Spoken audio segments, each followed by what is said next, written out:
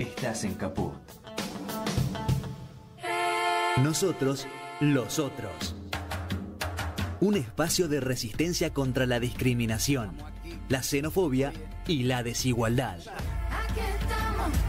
Si las palabras migran su significado, si nos exilian en nuestra propia casa, si la piel rechaza y el color separa, si los dioses discuten sus razones, si los géneros se sacralizan y los sexos no encajan, entonces simplemente seremos otros. Nosotros, los otros. Conducen Larry Levy en Radio Caput. Describir la crisis que estamos viviendo de manera reiterada y sistémica no solo causa hastío, sino que nos impide pensar con claridad cuáles son las posibles salidas. Además, se percibe una profunda desmovilización que afecta el ejercicio de la política, entendida como la forma de organización social y económica de un grupo humano. Es cierto que el problema tiene aristas planetarias que atraviesan a todo Occidente, pero en nuestro caso puntual, las causas reales de este comportamiento paralizante y desalentador están íntimamente relacionadas con la desconexión entre la dirigencia política y aquellas bases a las que se pretende representar. Y la desconexión se revela en la falta de propuestas concretas que respondan a las necesidades de los afectados por el sistema, por este sistema que desintegra y pulveriza el tejido social. Y esa falta de conexión no se resuelve con un guiño o con buenos modales, sino saliendo al ruedo, embarrándose en el lodo de los necesitados, participando, no solo escuchando, sino una participación real y activa de los sectores hundidos por los obscenos acumuladores del capital. Pero como dicen los españoles, para eso se necesitan cojones, un artículo faltante en la góndola de la dirigencia política y sindical. Valentía, osadía y creatividad en un escenario en el que la derecha ha logrado neutralizar el mensaje solidario, malversando con eficiencia marketinera el léxico del campo nacional y popular. Trataremos de que en la entrevista de hoy salgan las preguntas que por ahora no encuentran respuestas. Eso se llama debate.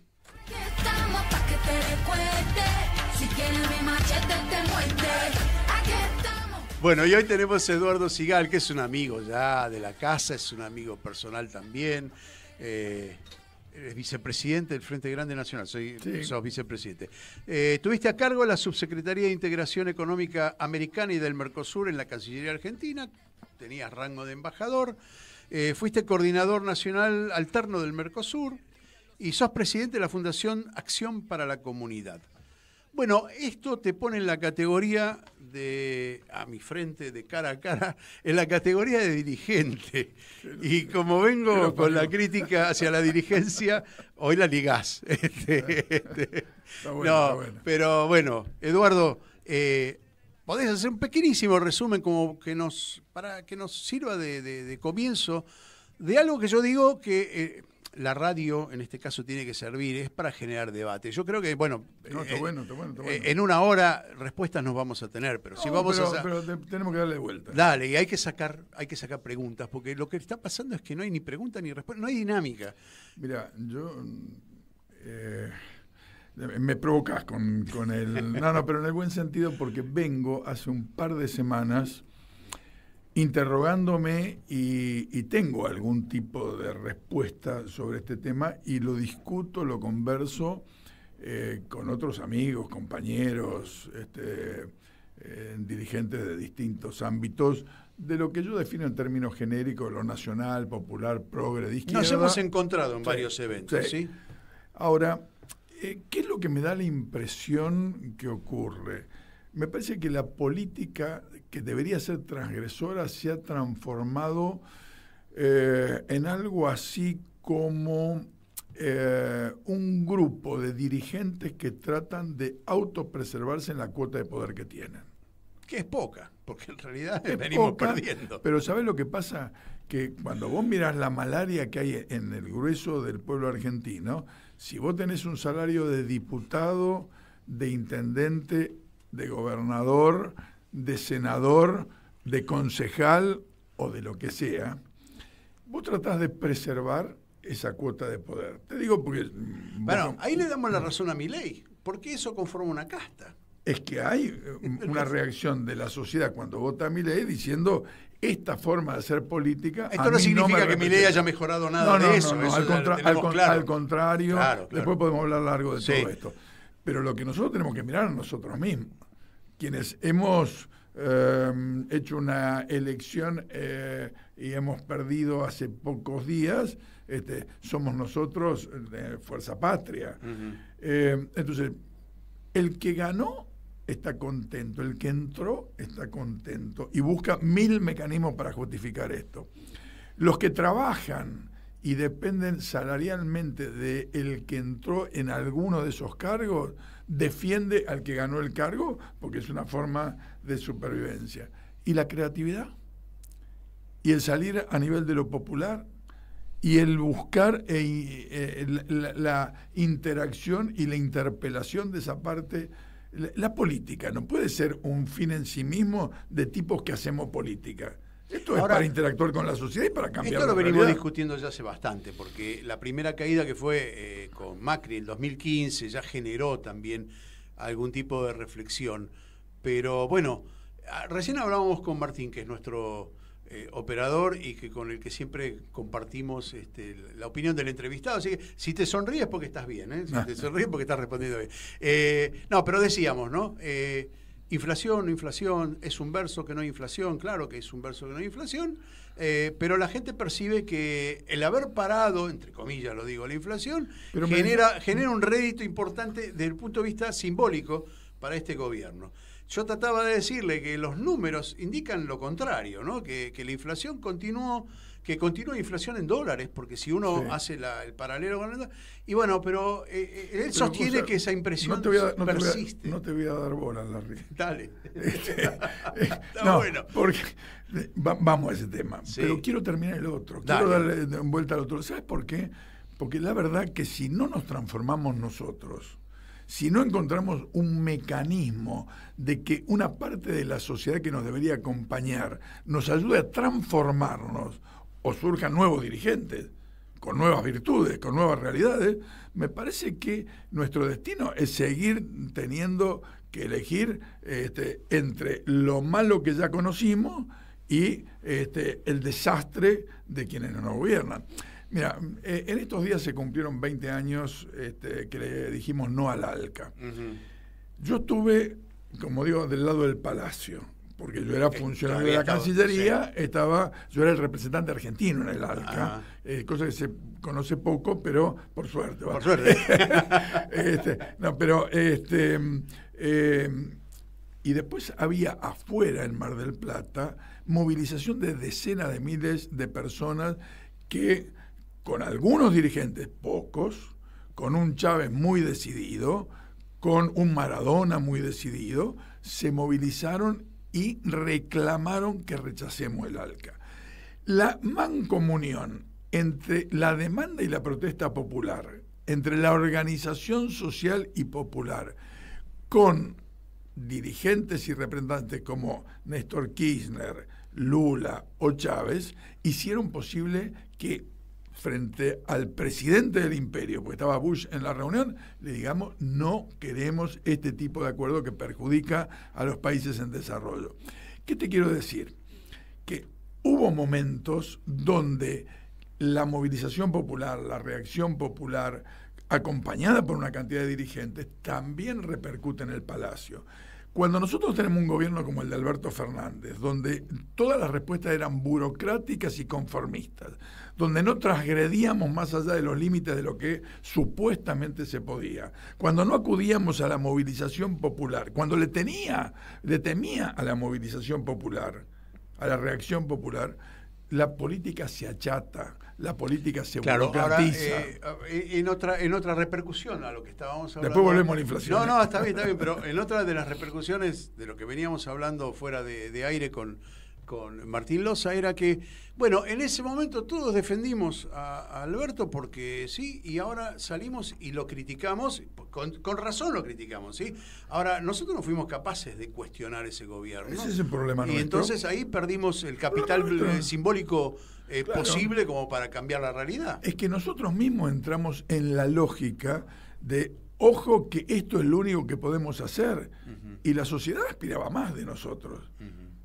De un gobierno popular, de un gobierno de base peronista, de un gobierno donde confluye el peronismo con sectores de izquierda, la sociedad espera más, espera redistribución de la riqueza, espera reactivación productiva, cultura, educación, salud, defensa del ambiente. Muchas de esas cosas sí se hicieron. Pero lo que no hubo es interacción suficiente entre sociedad y dirigencia, entre sociedad y gobierno. Y eso se produjo una desconexión que dura hasta el día de hoy. Hay Totalmente. Una desconexión entre por eso me insisto con todo esto. Yo te diría que ya el segundo gobierno de Cristina tuvo alguno de estos rasgos. ¿Y por qué? Porque la dirigencia sindical dice, ¿cómo le voy a hacer a mi gobierno, a un gobierno peronista, a un gobierno que yo contribuí a elegir, cómo le voy a hacer una demanda? Bueno, y eso es dañino. No, eso es dañino. No dañino. me cabe duda, pero tampoco se lo hace al gobierno de derecha. Sí, claro. Eso estamos... Pero hay otro problema ahí, porque el gobierno de Cristina profundizó varios cambios, varias digamos... cosas que estaban estancadas y que estaban dadas, y sin embargo la derecha supo cómo reaccionar, porque le melló durante todo el tiempo el gobierno. Es decir, no es que solamente Cristina cometió errores, que los pudo haber cometido y uno no es necio en ese aspecto, pero es evidente que también ahí actuó la derecha con mucho más arte en la conquista de un público, mostrando... ¿Sabe que la derecha tenía dos candidatos? Uno, Macri, y el otro, Scioli. Scioli, claro, en ese momento, claro. Entonces, está bien. ¿Qué le ofrecíamos a la sociedad? Hoy un Scioli que es funcionario de Milei. Sí. Si no nos empezamos a mirar a nosotros mismos. Salimos a buscar... Yo que me defino kirchnerista, defiendo la gestión de Cristina, me siento totalmente identificado con Néstor. Yo que estoy en esa posición, no quiero no quiero adaptarme a los problemas, yo quiero reaccionar. Yo soy un tipo grande, la verdad no estoy buscando un cargo. Ya a esta altura, lo que me queda por delante, no sé cuánto es, la voy a pelear todo lo que pueda, pero en realidad lo que estoy buscando es cómo transformamos la política y cómo transformamos la Argentina pensando en lo popular, pensando en la inclusión, pensando en la igualdad. Me parece que hay que romper cierto conformismo que hay en la política. Diste con una arista que a mí me interesa analizar y que no sé si por miedo, no sé si por conveniencia, el tema sindical. Sí. Sindical que el peronismo y el campo nacional y popular siempre ha considerado como la columna vertebral del movimiento obrero, como columna vertebral. Hoy yo no escucho que desafiemos a los grandes gordos de la CGT. Siguen ahí vivito y coleando y conservando. Si hay alguien que quiere conservar su espacio de poder, son ellos, ¿no? Totalmente. ¿Y qué hacemos para porque no están defendiendo a la clase obrera y de alguna manera frenan o neutralizan la protesta? Bueno, ¿qué hacemos con eso? Hay algo como que es primero el huevo o la gallina, ¿no? Estamos medio en eso. Yo creo que por lo menos los que somos dirigentes políticos o los dirigentes sindicales genuinos de base, que estamos preocupados, tenemos que generar debate en la fábrica, en los lugares donde la gente se nuclea, se emplea, tenemos que generar un debate en los barrios, tenemos que generar debate en las universidades, en las escuelas. Pero te hago una pregunta que es... Pero hoy no se hace porque nosotros no debatimos. Bueno, ahí está. Nosotros no debatimos. No solamente que no debatimos, no tenemos programa, no tenemos propuestas. Bueno, y ahí la pregunta es, ¿qué le voy a ir a decir a alguien de un barrio carenciado que yo pretendo, digo, yo simbólicamente, que pretendo representar, si no le llevo ningún plan, no lo participo de nada. Pero le tenés que llevar la respuesta o le tenés que llevar la pregunta. Yo creo que las dos cosas. Las dos cosas. O sea, propuesta, pregunta. Yo digo, hay una responsabilidad dirigencial y yo creo que tenemos 1 año y medio de aquí a octubre del 2027 para construir unidad, para construir programa y para construir participación y protagonismo. Y ahí te hago una pregunta, no tengo respuesta. ¿La unidad es a cualquier precio? ¿Con cualquiera? No, la unidad tiene que tener una concepción de transformación. Por eso te digo, te lo estoy diciendo, cuando yo te digo, había 2 candidatos de la derecha en la Argentina, uno Macri y otro Scioli, en ese momento, estábamos hablando en el 2015, lo estoy diciendo autocríticamente. Entonces no es la unidad cualquier. La unidad siempre ganar no está mal, pero lo que hay que generar es debate. Y el debate tiene que quedar explícito en la previa sin temor y tiene que darse en el transcurso de la gestión. Porque cuando uno gestiona, no hace todas las cosas bien. Para eso bien. tiene que estar escrito. Por lo menos básicamente los acuerdos para lograr la unidad tiene que haber una metodología. Yo no es que estoy enamorado de la experiencia propia, pero uno trata de poner esta impronta. Yo te digo, yo estuve en la Cancillería, ministerio profesionalizado y burocrático en el mejor sentido de la palabra, sí los hay. Hay tipo formado en la universidad, posgrado, carrera, estabilidad. Ahora, ¿qué hicimos nosotros desde el 2003 hasta el 2011, que yo estuve por lo menos en este ámbito? Armamos un consejo consultivo de la sociedad civil. Había organizaciones de primero, segundo y tercer grado, desde la CGT, la CGE, para abajo, las universidades. Llegamos a tener 1.200 organizaciones. ¿Qué hacían? Nos interpelaban cada encuentro. Llegamos a formar 25 grupos de trabajo del Consejo Consultivo. Iban los diplomáticos a rendir cuenta de qué es lo que hacían. Iban a escuchar qué es lo que le opinaba a la gente. Entonces la gente le decía, ¿ustedes van a hacer un acuerdo con la Unión Europea? O lo del ALCA. Ojo, esto a mí en el trabajo me implica esto, en la universidad me implica esto, en la escuela me implica esto. Y todo eso iba transformando la mentalidad. No era el que los transformaba a los diplomáticos revolucionarios. No, los transformaba por lo menos en saber de que hay una sociedad que no estaba conforme con alguna de las cosas que ellos pensaban y que tenían que pensar y replantearse cosas. A mí me parece que es una forma de construir gestión y política, estableciendo un ida y vuelta con la sociedad. Lo que Perón en otra época hacía desde el balcón y la respuesta de la sociedad, o Evita, hoy lo tenemos que encontrar con otros caminos. Entre ellos, hoy el tema... Sí, las organizaciones intermedias han crecido, representan también intereses que no siempre se reflejan en el Congreso. El Congreso parece ser una caja donde se hablan entre ellos y no más que eso, no sale más.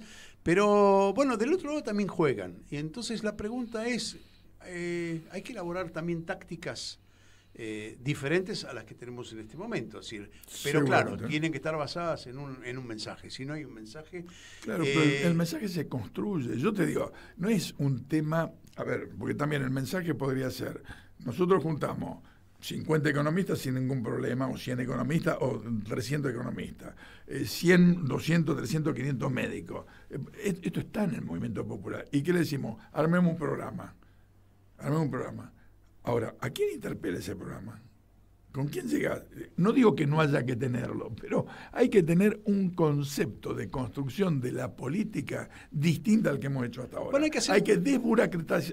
Sí, pero la política sigue siendo lo mismo y las bases de la discusión siguen siendo lo mismo. Unos pocos que se quieren aprovechar del trabajo de muchos. Eso no cambió en los últimos 5.000 años, me parece, ¿no? Sí, o por lo menos desde la revolución industrial hasta ahora. Igual convengamos que no podemos poner a todos en la misma bolsa, ¿no? Es cierto que hay un denominador común que comparto, que es si uno habla de la política o de la casta, esto puede ser en términos genéricos. Ahora después vos tenés tipos que se rompen el traste mañana, tarde y noche, que atienden la demanda de los vecinos a las 6, 7, 8 de la mañana.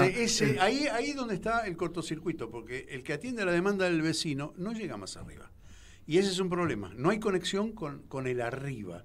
Esto lo vemos con los comuneros, por ejemplo, acá en la capital, sí, pero en la provincia es mucho más notorio, sí, donde las entidades intermedias no tienen conexión con el arriba. Entonces hay una especie de nadar en dulce de leche, como dicen los pibes, ¿no? Sí, claro. Entonces, por eso esto no se cambia tan fácil. Bueno, ahí está. Ahí no, está. Bueno. Digo, tampoco vamos a vender ilusiones. Esto... Pero lo que sí yo tengo claro que no se transforma si no tenemos capacidad de convocar a la participación, a la organización, al protagonismo, y no tenemos una dirigencia que escucha o es desplazada. Porque esto, con los dirigentes a la cabeza o con la cabeza de los dirigentes, es muy cierto. Es un tema que hay que hacer conciencia en una parte de la sociedad que está también adormecida. Bueno, ahí en la práctica cotidiana, yo le decía, no me acuerdo a quién, y frente acá al micrófono, yo recuerdo que en otras épocas los políticos, aquellos que están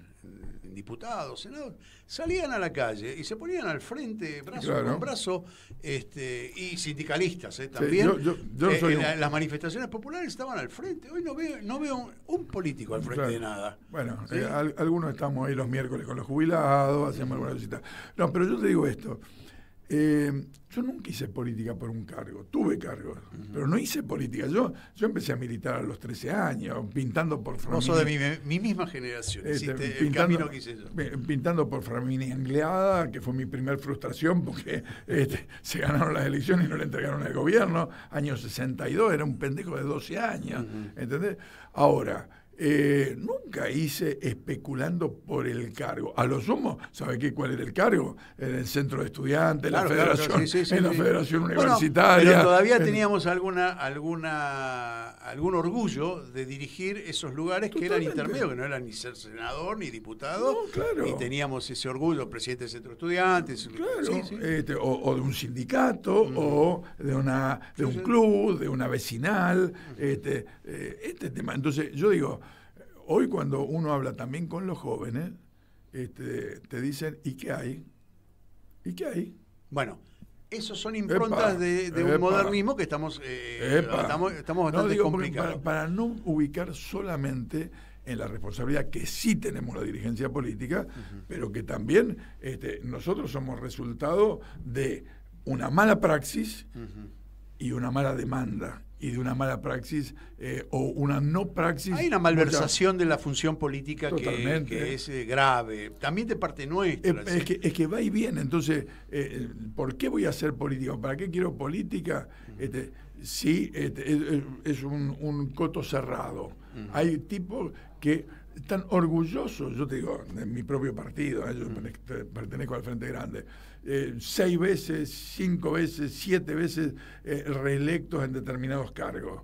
Y me siento orgulloso. La verdad es que te transformas en un tapón. Claro. Te transformas en un tapón. Después, nadie es como vos, no confías en nadie, porque vos sos el que tiene toda la experiencia acumulada. Hermano, entonces, este tipo de cuestiones nosotros mismos nos lo tenemos que plantear como parte de un revulsivo. Sí, no hay una mecánica, no hay una dinámica de intercambio entre la experiencia y la fuerza desde abajo de la juventud, y eso genera sin ninguna duda un cortocircuito en todos los partidos políticos, porque en este momento pasa esto en todos los partidos políticos, y tendrá que ver con una impronta social.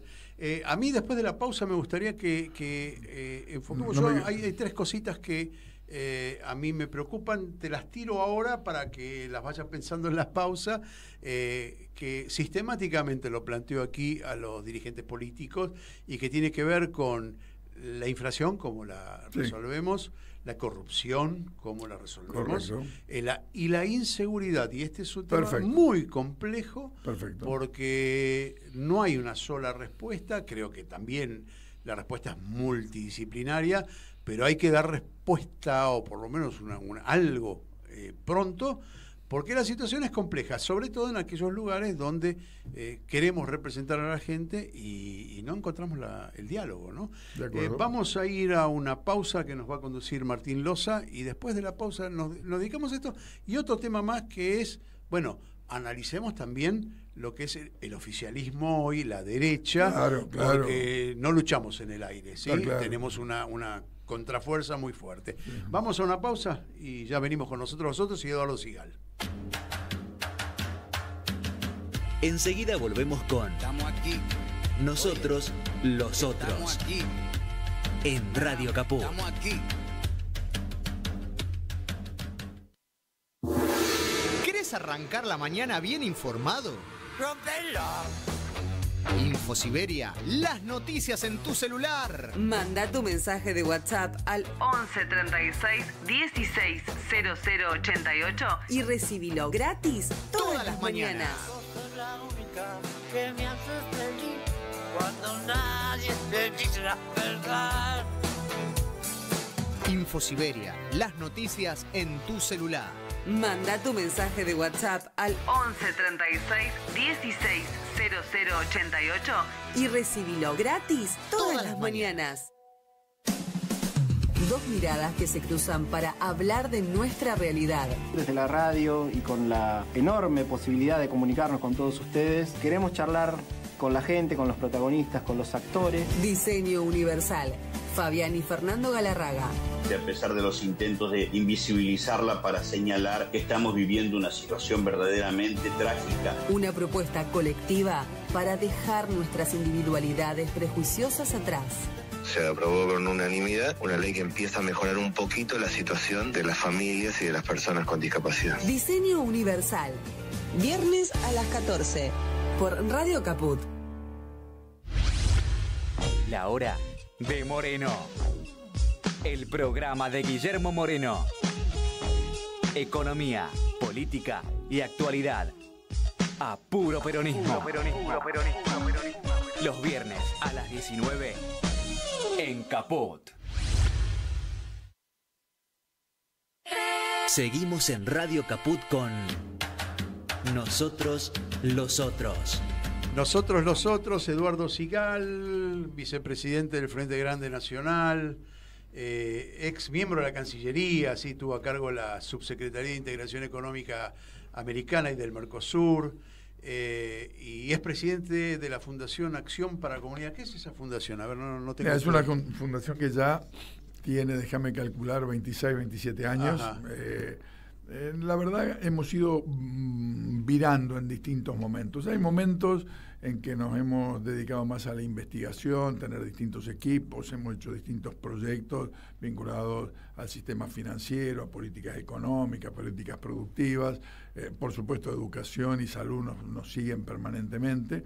Y hay otros momentos que nos tenemos que dedicar mucho más al tema de la solidaridad o la caridad. Bueno, la caridad no me entusiasma. No, a mí mucho, tampoco. ¿no? No, a mí Yo tampoco, pienso que pero... la solidaridad es algo que se perdió. Sí. Esa impronta solidaria que tenía el pueblo argentino está borrado por un individualismo que, bueno, es sálvese quien pueda. Sí, igual, pero no estamos diciendo nada nuevo. No, igual te digo, en los barrios hay mucha necesidad y tenemos muchos compañeros que son solidarios. Claro, bueno, ahí... Entonces hay que ayudar. Pero ahí se autogestiona la solidaridad y no depende tanto de los políticos. Sí. Y eso es lo preocupante. Depende del gobierno que tenga. Yo digo, en provincia de Buenos Aires, el gobierno ayuda a los comedores, ayuda a quienes hacen solidaridad. Pero la iniciativa está puesta en forma casi, te diría, no privada, pero sí particular.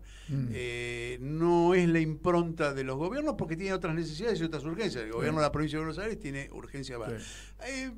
Antes de tocar los tres temas que adelantamos antes, que era inseguridad, inflación y corrupción, tocaste un tema que es de alguna manera alertante por lo que está pasando hoy, que es el ámbito financiero, ¿no? Me parece que fuese lo único que preocupa al gobierno. Hay una timba financiera evidente para aquellos que seguimos de cerca la cuestión política, que no la percibe la gente. La gente dice, bueno, la inflación paró un poco, estamos más tranquilos, qué sé yo, no me alcanza para llegar a fin de mes, pero... Y atrás nos pasan todos los elefantes blancos de grandes dimensiones. Bueno, esto es parte, me parece, del modelo de país mezclado con la capacidad de la batalla de ideas que la derecha está teniendo, la iniciativa política que tiene. En vez de estar discutiendo producción, valor agregado, trabajo, por supuesto, inflación contenida, acotada, llámalo como quieras, ellos nos ponen con total descaro una política económica que lo único que le importa es lo que le importa a quienes son sus ministros, el JP Morgan, ¿no? Entonces vos tenés un ministro de Economía que fue empleado de la banca JP Morgan, un canciller que fue empleado de JP Morgan. Entonces, ¿ellos qué son? Especulación financiera, manejo de finanzas, flujo de dinero, endeudamiento de la Argentina, contención de la inflación ¿a costa de qué? De deuda, de traer... Ahora, yo te digo, creo que es un modelo que en algún momento no cierra. Bueno, en algún momento, pero venimos anticipando la explosión hace ya mucho tiempo y no se produce. Yo digo, en algún momento hay que pensar en la Argentina productiva, en el tipo de laburo, en la gente de laburo me refiero, porque si no, sobra la universidad, sobra la educación, ¿entendés? Este es lo que ellos piensan en realidad. Acá la plata se hace más plata. Esta es la especulación de ellos. En vez, yo consigo... que el burgués, el empresario haga plata produciendo, dando trabajo, y después discutimos en el trabajo las condiciones de laburo, el reparto de las ganancias, ese tipo de cuestiones. 2023 fuimos a pedir el voto con Massa a la cabeza, intentando decir que íbamos a bajar la inflación, pero teníamos una inflación alta y él era el ministro de Economía. Una contradicción que parece a todas luces una fuerte pérdida de credibilidad. ¿Cómo íbamos a pedir eso, no? Estamos hablando de inflación. ¿Cómo se resuelve la inflación? En términos generales, no te pido una respuesta concreta porque no la tengo tampoco. Es multidisciplinaria. Claro. Pero está cantado, y yo le decía hoy a alguien que los últimos 6, 7, el último año de Cristina, con la profundización de varias de las medidas del gobierno, la derecha tuvo la respuesta presionando para subir la inflación. No la podíamos manejar. No recuerdo exactamente, hoy tengo miedo de hacer un furcio. Pero ¿en cuánto andaba la inflación en ese momento? Bueno, esa es la discusión que teníamos hace un rato. ¿No andaba alrededor del 30? Sí. ¿Del 30 al 35? Sí, fuera de los últimos 6 meses que fue agobiante. Sí, por eso digo, porque ellos nos ganan la batalla con estas cosas. Con la comunicación. Con la comunicación. Claro. Entonces yo te digo, ¿cuánto es la inflación del último año en la Argentina? Eso, el 32, 31. ¿Está bien? Está mucho mejor que cuando se nos escapaba de las manos.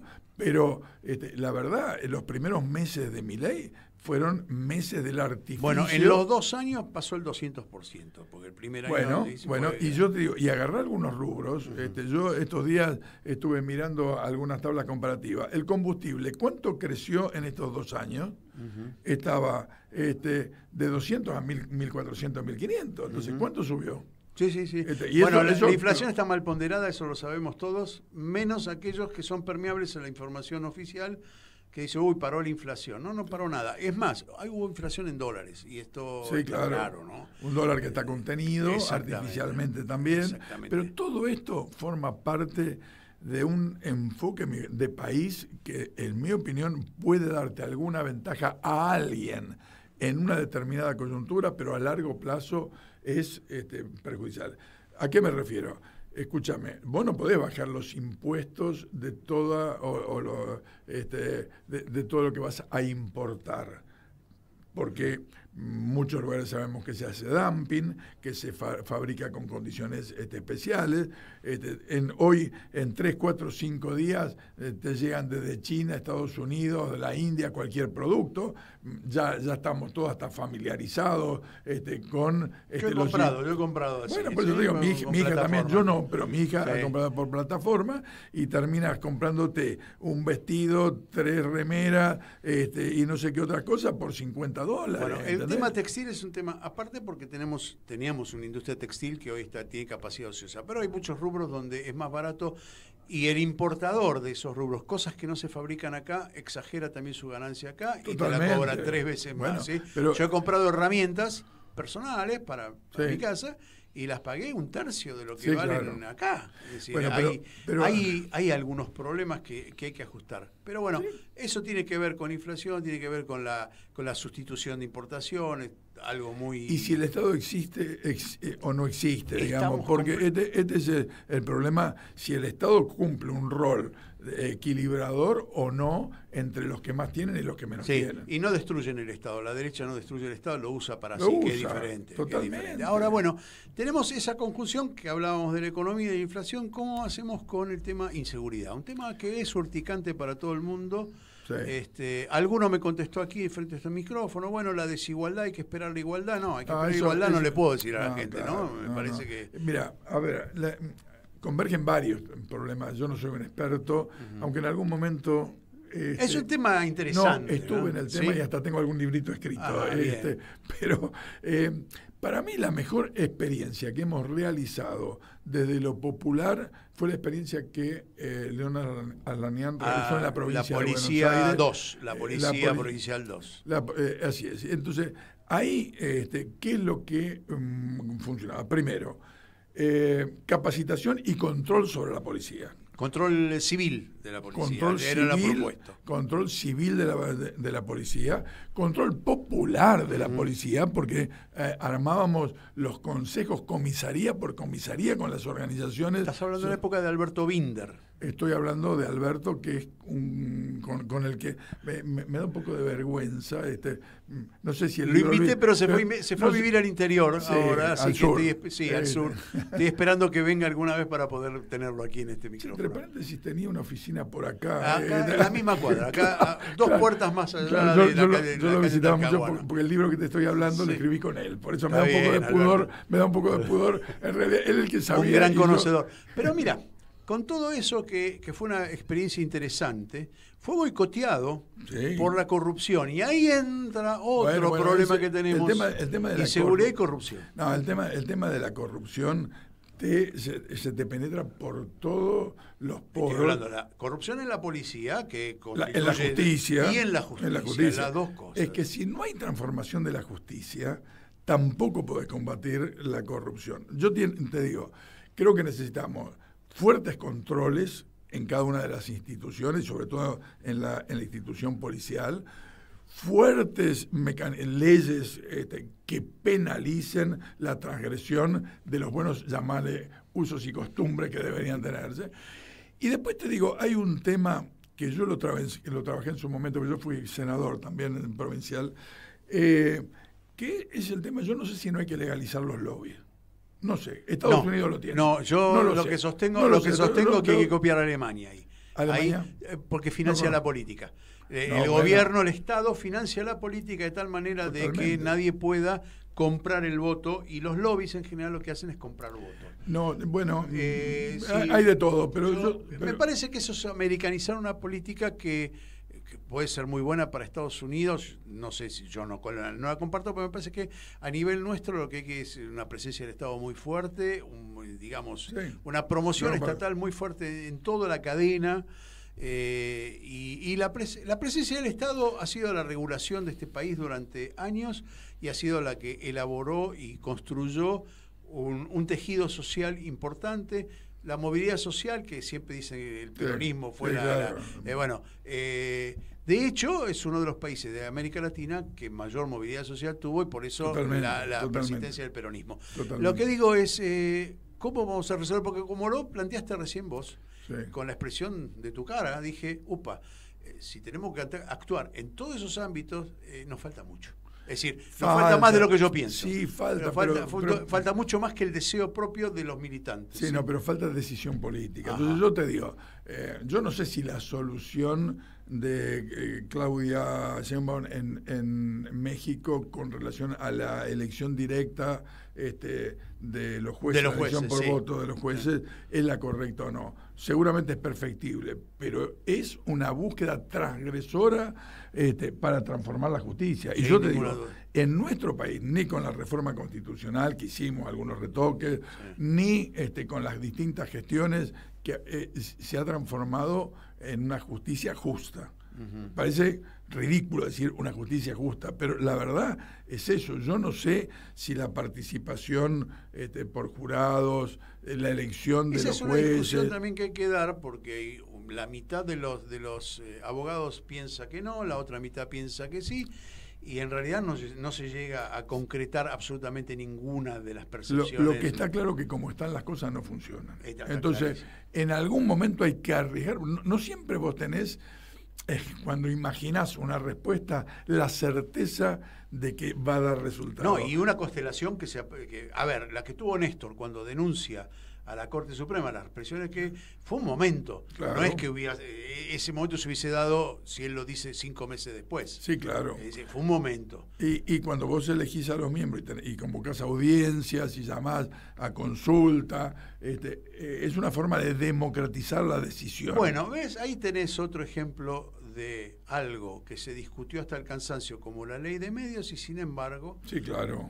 se fue al tacho. Bueno, porque había intereses muy poderosos. Bueno, hay intereses poderosos. ¿Cómo los ponemos es así, en juego? Pero se sobreponen a los intereses y a la decisión política de los gobiernos. Incluso, digo, hasta de los gobiernos más transgresores como...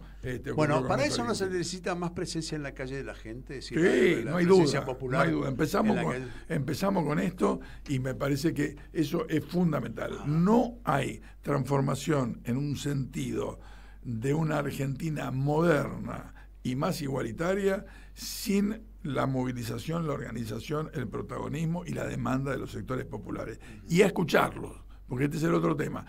Con la posibilidad de que nos equivoquemos los políticos y que se equivoque la propia sociedad. ¿O no me vas a decir que los que votaron por mi ley, el 100% están contentos con el resultado? Seguramente que no. Lo que pasa, bueno, ahí entonces es donde es el momento, son y 45, de que hablemos de el oficialismo y la derecha, cómo ha logrado permearse en la sociedad, destruir ese lazo solidario que nos caracterizaba, ¿no? A veces un poco falsamente, otras veces bien, pero bueno, había un lazo solidario que está roto. Sí, claro que sí. Que está quebrado. Pero hay un tema que nosotros no podemos ser nostálgicos en este sentido. Nosotros tenemos que ver la realidad y hacia dónde queremos ir caminando. Yo te digo, si me voy a la historia, seguramente vos lo viviste tanto como yo. Yo tenía vecinos que eran ferroviarios, estaban orgullosos de ser ferroviarios, que eran bancarios y eran orgullosos de ser bancarios. Hoy agarras un ferroviario, es un laburo más. Es un laburo más. Mientras lo tenga, mientras pueda... Es la subsistencia y nada más. Entonces, esos sentidos de... Quizás lo único que mantiene cierto entusiasmo y fanatismo, y yo no soy de ellos, lamentablemente, porque a veces lo lamento, es el fútbol. En la sociedad argentina se agrupa identitariamente y entusiastamente detrás de uno u otro cuadro. Pero en política eso se ha decaído y entonces también hay que mirarlo. Irigoyenismo, radicalismo prácticamente desaparecido de la política argentina. Peronismo enquistado en un 30, 32, 35% de la sociedad. Y hay una derecha que también representa y recogió parte de las expresiones de estos movimientos multiclasistas que también se fue reubicando en estas posiciones de derecha. Porque no nos olvidemos que Menem se decía peronista. Sí, sin ninguna duda. La malversación que de la Rúa se decía radical. Entonces, empecemos a mirar un poquito cómo fuimos separando y divorciándonos de los sentidos históricos. Ahora, ¿era ineludible? Quizás sí, porque hay una transformación de las sociedades, de las relaciones de producción, de la forma de Hoy dialogaba con un amigo que vive en España hace 20 y tantos años, se fue en el 2001, y hablábamos de esta situación, y decíamos, ¿no? Es decir, que hay un movimiento, digamos, a nivel mundial. Hay una sensación, decíamos, después de haber leído, haber estudiado los periodos, por ejemplo, entre guerra y guerra, entre la Primera Guerra y la Segunda Guerra, hay una sensación de zozobra, de inquietud, de... ¿Y qué nació entre la Primera y la Segunda Guerra? Bueno, esa incertidumbre. Generó 50 millones de muertos, así de sencillo. Es decir, la pregunta es, ¿va a ocurrir lo mismo en este momento? Porque inclusive hoy hay gente muy, muy bizarra, del estilo Trump o Milei mismo que pueden tocar el botón rojo. El Sí. botón rojo hoy significa una bomba atómica. Sí, destrucción de la humanidad. Claro. Pero eso está ocurriendo en situaciones tan complejas como las de Medio Oriente, lo que está pasando con Palestina. Sin ninguna digamos, habiendo acuerdos internacionales que planteaban 2 pueblos, 2 estados, un Estado sionista comandado por Netanyahu en Israel y separo el tema religioso, se plantan y le niegan los derechos a los palestinos. Bueno, y a su vez tenés un Trump que, entre comillas, aparece como el pacifista y el ordenador, parece que nos están tomando el pelo mientras manda embarcaciones al Caribe, al Caribe y al Pacífico, y atacan a Venezuela y a Colombia. Bueno, ese es el manejo que tienen de la potencia del micrófono que tienen, del parlante en realidad, ¿sí? Del amplificador que tienen. Hay algo en nosotros que nos impide acceder al micrófono para que se amplifique nuestra voz, y no tengo claro dónde está la llave de la cuestión. No, yo tampoco.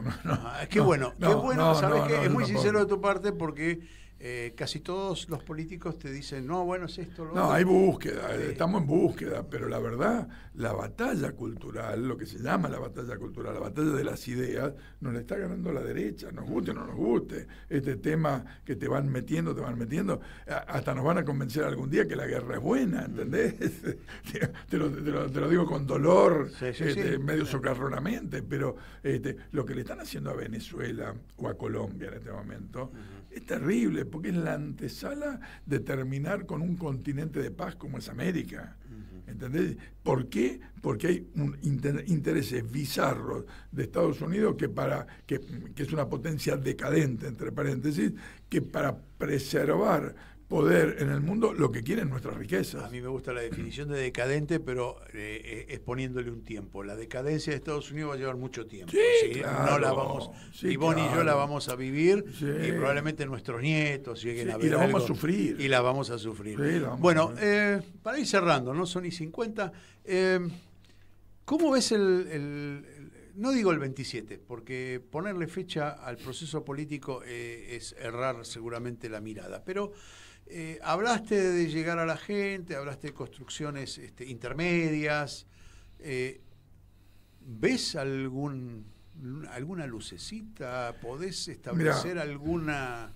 Yo creo que si lo único que hacemos es ponernos los ojos en la nuca y mirar el pasado, no hay futuro.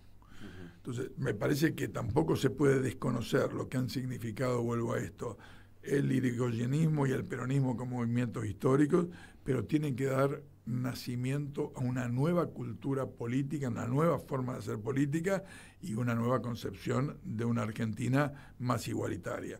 Con muchas de las cosas que la experiencia básicamente histórica del siglo XX nos trajo como cosas buenas, pero adaptado a una nueva realidad. Yo creo que, y cuando veo en algunos actos nuestros, el tema de la reivindicación y el entusiasmo al cantar la marcha, no por gorila, los miro y digo, me parece... Está bien en la simbología, lo que está mal es en el procedimiento. Pero si ahí empieza y termina nuestra cuestión identitaria, estamos complicados. Nosotros tenemos que interrogarnos.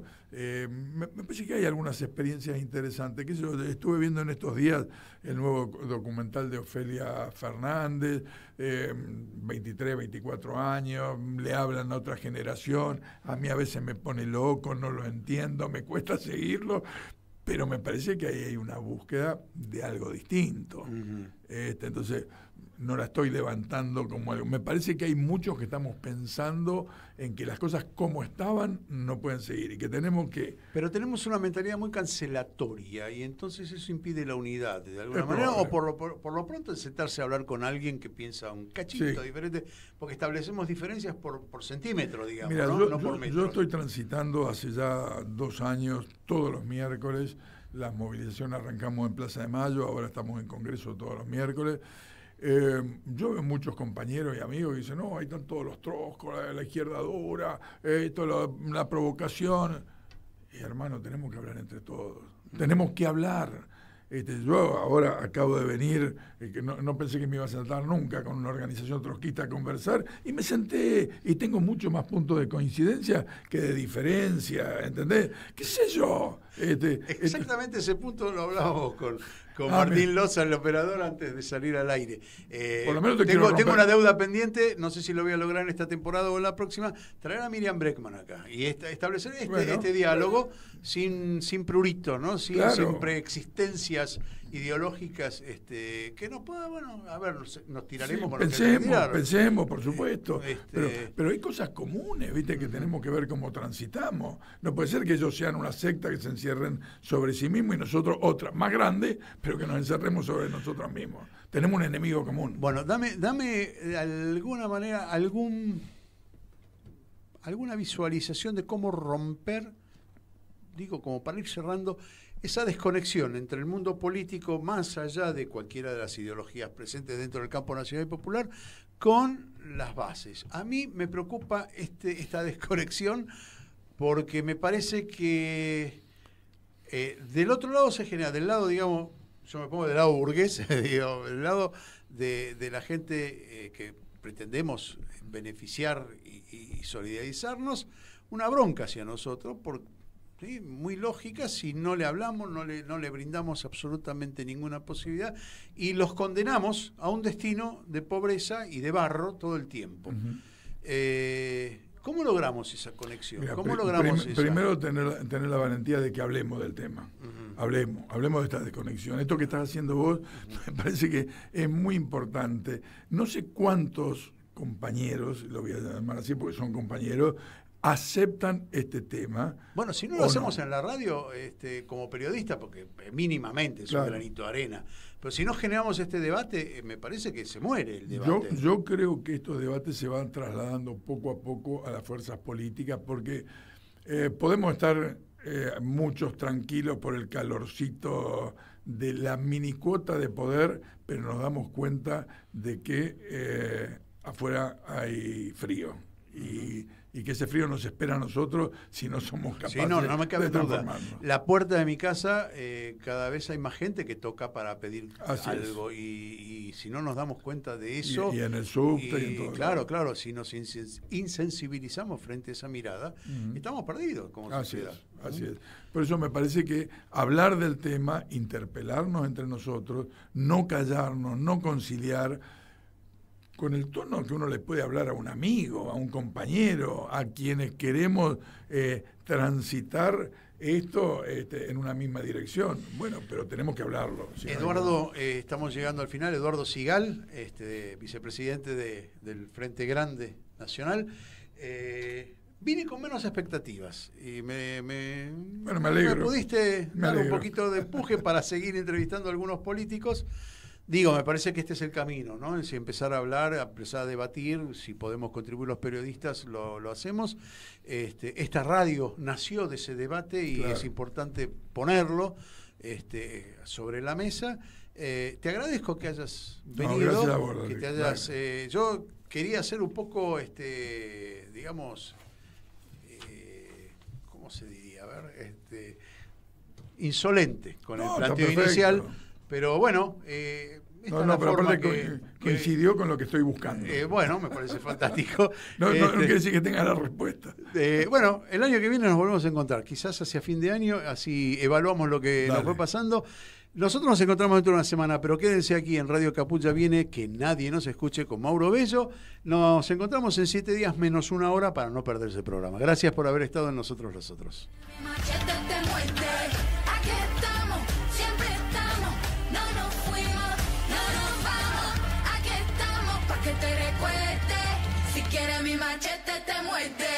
Hasta aquí, nosotros los otros de hoy. En la guerrilla, los hijos del conflicto.